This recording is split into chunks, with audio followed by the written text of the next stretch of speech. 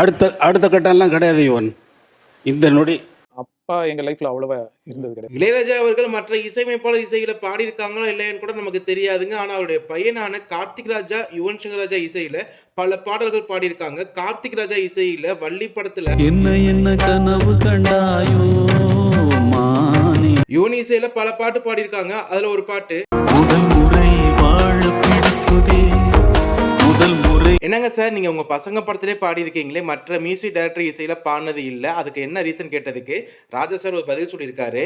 மற்ற மியூசிக் டைரக்டர்கிட்ட நான் பாடுறேன்னு வச்சுங்களேன், முடியாது, கஷ்டமா இருக்கு. அவங்கள வந்து நீ ஏன் இப்படி போட்டேன்னு நான் கேட்க முடியாது. அதாவது மற்ற மியூசிக் டைரக்டர் போயிட்டு எனக்கு இது வராது அது வராது அதை மாற்றி சொல்லும்போது சின்ன ஆர்குமெண்ட் ஆகும். அதனாலே இக்னோர் பண்ணிட்டு அவங்களுடைய பசங்க படத்துல மட்டும் பாடியிருக்காரு.